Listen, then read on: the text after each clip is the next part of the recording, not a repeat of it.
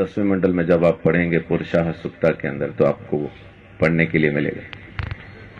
परमेश्वर को पहचाने कैसे कि वो मेरे लिए मर रहा है, उसके बारे में लिखा है कि अश्वमेघ यज्ञ का घोड़ा जिस तरह से अलग किया जाता है, वैसा ही वो पुरुष भी जब बलि किया जाएगा अलग किया जाएगा, और उसके सिर पे कांटों का गुच्छा सिर्फ इसलिए रखा जाएगा ताकि आप पहचान पाएं ये है वो मुक्तिदाता जो मेरे लिए मरता। ये बात मैं परमेश्वर की कर रहा हूं, ईसाइयों की कर नहीं रहा। ईसाई की सुन के अगर समझ के सुनेंगे, आपकी समझ के बिल्कुल बाहर बातचीत है। एक ईसाई बोलता है, हिंदू सुनता है, कुछ समझ में नहीं आता। लेकिन जब एक पापी बोलता है मैंने उद्धार पाया, आप भी पा सकते हैं और परमेश्वर की जरूरत आपको भी है, तो समझ में आने लगता। तो इसलिए हिंदू मुस्लिम सिख ईसाई की चादर तो पहले उतार के फेंक दे। परमेश्वर चाहिए तो हिंदू को मिलेगा नहीं, किधर भी लिखवा लो। सिख को मिलेगा नहीं, मुसलमान को मिलेगा नहीं, ईसाई को मिलेगा नहीं, मिलेगा इंसान को। उस इंसान को जो पापी है, स्वीकार करता है कि मैं हूं पापी और मुझे एक मुक्तिदाता की जरूरत है, उसी को तो मिलेगा। पहलवान को डॉक्टर की क्या जरूरत है? जरूरत तो मरीज को है। तो धर्मी को परमेश्वर नहीं चाहिए, परमेश्वर तो पापियों को चाहिए, और पापियों को बचाने ही वो जमीन पे आया है, यही उसकी मोहब्बत है। तो मैं अपनी बात को यहां खत्म करता हूं कि परमेश्वर प्रेम है। बाइबल के अंदर लिखा है, पहला यूहन्ना की पत्री में 4 अध्याय में लिखा है कि परमेश्वर प्रेम है। उसके प्रेम को समझेंगे तो आप अपने पापों से मुक्ति पा सकेंगे। दोबारा जन्म होना नहीं है आपका।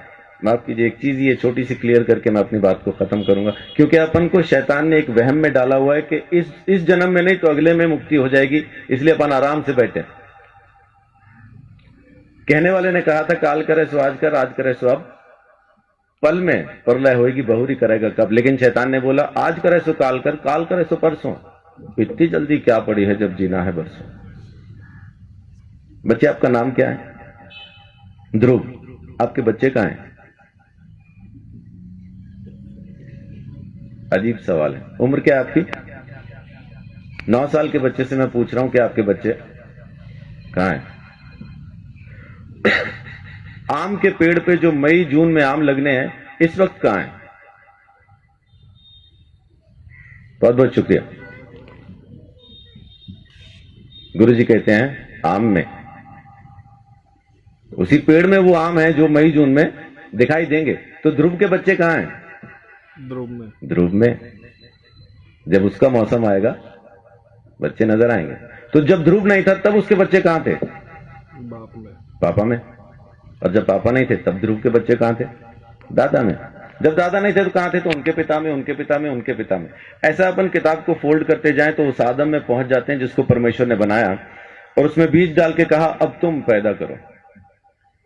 हर जानवर को, हर प्राणी को, हर चीज को परमेश्वर ने बीज के साथ बनाया और आज्ञा दी अब तुम पैदा करो। तो जब परमेश्वर ने आदम को बनाया, हम आदम में थे।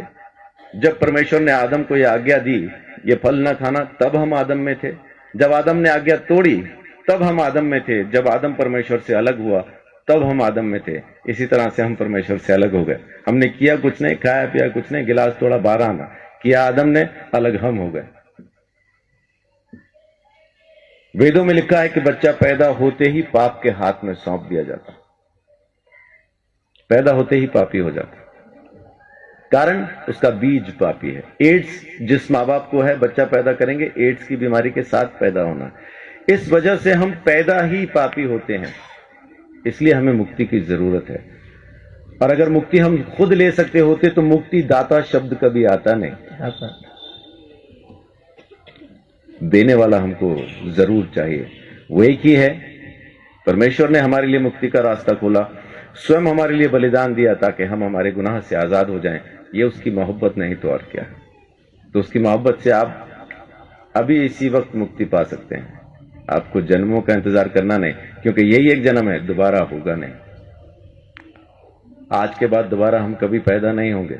ये पहला और आखिरी जन्म है। मुक्ति मिलेगी तो अब, नहीं मिलेगी तो कभी नहीं।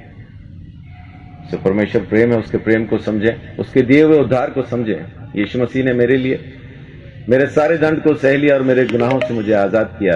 ये काम उसने आपके लिए भी किया है, बस आपको स्वीकार करना है। परमेश्वर आप सबको बहुत आशीष दे। बड़ी बात।